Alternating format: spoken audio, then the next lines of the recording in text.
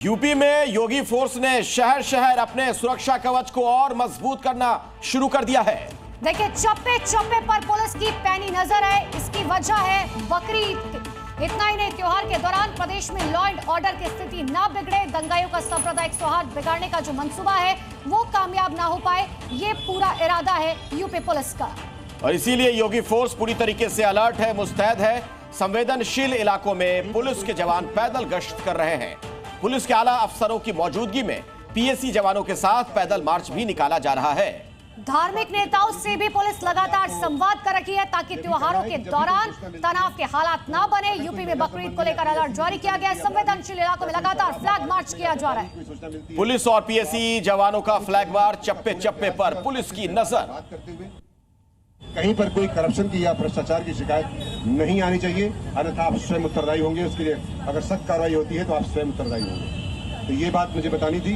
बाकी आपको ये भी कहना है कि जब भी कोई सूचना मिलती है तो ये दो तस्वीरें आपके सामने हैं। देखिए, बकरीद पर अगर गड़बड़ी की गई तो एक्शन लिया जाएगा और कुर्बानी पर नियमों का पालन जरूरी है। साफ तौर पर यूपी पुलिस की तरफ से, प्रशासन की तरफ से कहा गया है, प्रतिबंधित जानवरों की अगर कुर्बानी दी गई तो बड़े से बड़ा एक्शन लिया जाएगा।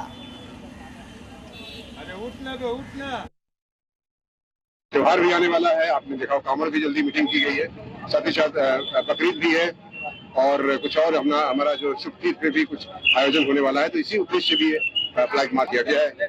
और साथ ही साथ इसमें बता दूं मैं आपको कि जो हमारा, आपने देखा होगा कि मैं रिस्पांस टाइम भी चेक कर रहा था।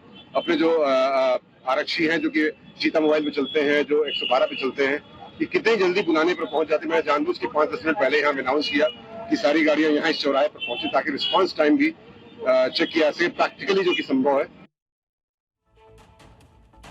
तो मुजफ्फरनगर के एसएसपी को आपने सुना, बिल्कुल चाक चौबंद सुरक्षा व्यवस्था है और बिल्कुल संदेश भी साफ है कि किसी तरह की कोई गड़बड़ी ना होने पाए, वरना प्रशासन कठोर कार्रवाई के लिए पूरी तरह से तैयार है। संवेदनशील इलाकों में सुरक्षा व्यवस्था बढ़ा दी गई है।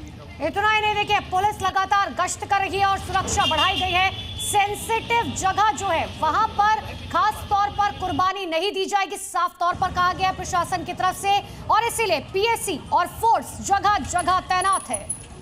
ड्रोन से भी नजर रखी जा रही है ताकि उपद्रवी अपने मंसूबों में कामयाब ना होने पाए।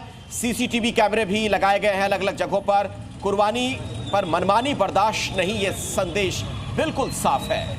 और अब आपके सामने ये 6 तस्वीरें, देखिए, इलाकों की निगरानी बढ़ा दी गई है, गश्त बढ़ा दिया गया है, ड्रोन से नजर रखी जा रही है और खासकर जो हिस्ट्री शीटर्स है उनकी पहचान की जा रही है। और गड़बड़ी की गई तो सीधा एक्शन लिया जाएगा। कुर्बानी पर मनमानी बर्दाश्त नहीं की जाएगी। तो सरकार की गाइडलाइंस के बाद मुस्लिम धर्मगुरुओं ने कुर्बानी हेल्पलाइन भी जारी की है।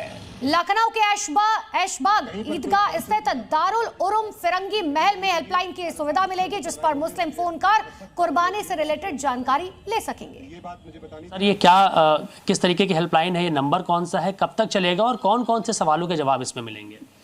इस्लामिक सेंटर ऑफ इंडिया फिरंगी महल लखनऊ की जानिब से ये ईद उल अज़हा हेल्पलाइन के नाम से शुरू की गई है, जिसमें कोई भी शख्स कहीं से भी व्हाट्सएप के ज़रिए से या ईमेल के ज़रिए से या सिंपली मोबाइल के ज़रिए से कॉल करके अपने सवालात, ख़ासकर ईद उल अज़हा के जो मसाइल हैं, उसी के साथ साथ जो क़ुरबानी के मसाइल हैं या जो लोग हज पे गए हुए हैं उनको अगर कोई मसला दरपेश आता है तो इन नंबर्स पे कॉल करके पूछ सकते हैं। और उसमें सबसे बड़ा मसला ये होता है कि जो लोग हज करने गए हैं, जो कि वहाँ पर ज़ाहिर सी बात है बहुत रश होता है, बहुत मजमा होता है और वहाँ पे लोग आमतौर पर अरबी नहीं जानते हैं, तो लोग दूसरों से मसाइल नहीं पूछ पाते हैं। तो वहाँ से भी लोग बड़ी तादाद में फ़ोन करके हज से रिलेटेड भी मसाइल पूछते हैं। बहरहाल इससे आवाम को एक बहुत सहूलत और बहुत फैसिलिटी मिल जाएगी।